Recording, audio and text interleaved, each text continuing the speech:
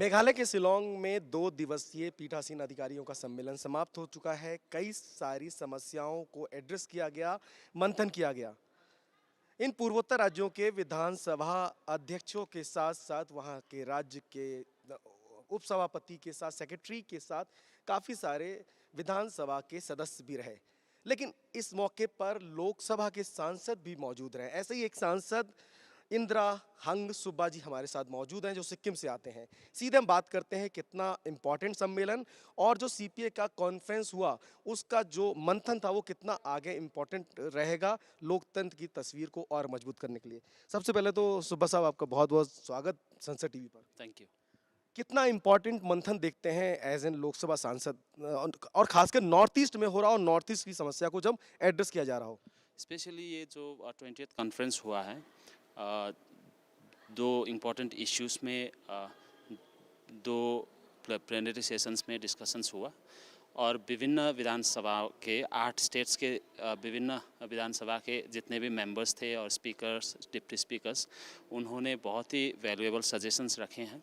तो जो एजेंडा में लिया गया था वो भी बहुत ही रेलेवेंट था नॉर्थ ईस्ट से, स्पेशली डिज़ास्टर मैनेजमेंट और जो कनेक्टिविटी का बात है। तो आई थिंक ये प्लेटफॉर्म जो सीपीए ने दिया है, इसके इम्पोर्टेंस आई थिंक ये अपार्ट फ्रॉम असेंबली डिस्कशंस, विभिन्न स्टेट्स का एक जगह आकर जो डिस्कशन करना है, आई थिंक इससे क्या होता है कि जो कॉमन इश्यूज़ है वो कॉमन इश्यूज़ जो एक रीजन में बनता है, जो कॉमन इश्यूज़ उसमें बहुत ही इन डेप्थ डेलिब्रेशंस हो सकता है।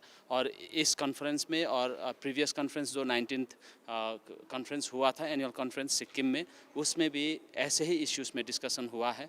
तो सीपीए एक ऐसा प्लेटफॉर्म है जहाँ पे विभिन्न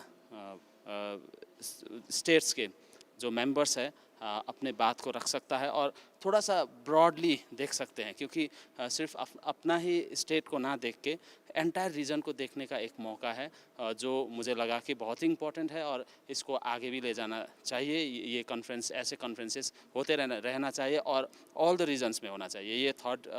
ये जोन 3 है इंडिया रीजन के, और जितने भी और रीजन्स हैं वहाँ पे भी ये डिस्कशंस होनी चाहिए।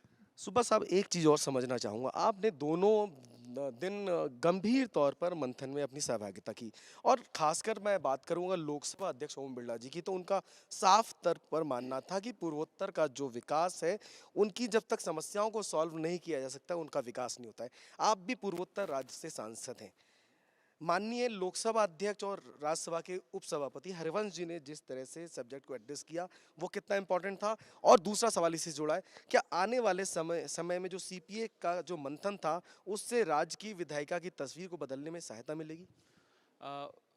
फर्स्ट एंड फॉरमोस्ट तो अभी जो गवर्नमेंट है, सेंट्रल गवर्नमेंट है, central government north east region के इश्यूज़ में और नॉर्थ ईस्ट रीजन के डेवलपमेंट के लिए बहुत ही सीरियस है।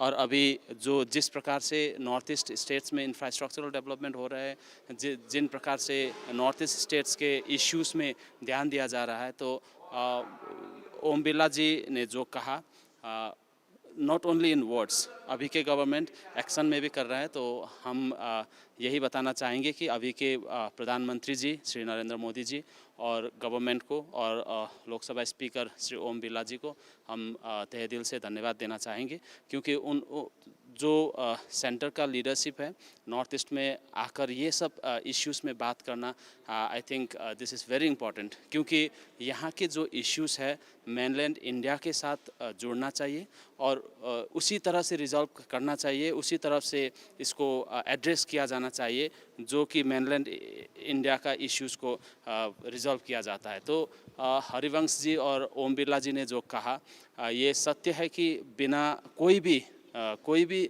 रीजन को पीछे छोड़ के सिर्फ एक दो रीजन्स को डेवलप करके कंट्री डेवलप नहीं होगा। कंट्री को अगर डेवलप होना है तो साउथ इंडिया भी होना है, वेस्टर्न इंडिया भी होना है, ईस्टर्न, नॉर्थ ईस्टर्न और नॉर्दर्न इंडिया सबको डेवलप होना है। और इसमें सबसे महत्वपूर्ण नॉर्थ ईस्ट में क्या है कि इतना ज़्यादा डाइवर्सिटी है, और यहाँ पे इतना ज़्यादा वेजिटेशन है, इतना अच्छा रिसोर्सेस है, तो इसको यूटिलाइज करके जो मोदी जी का अभी विज़न है कि ग्रोथ इंजन नॉर्थ ईस्ट को बनाने का, आई थिंक ये विज़न हम सब मिलके इसको आगे ले जा सकते हैं।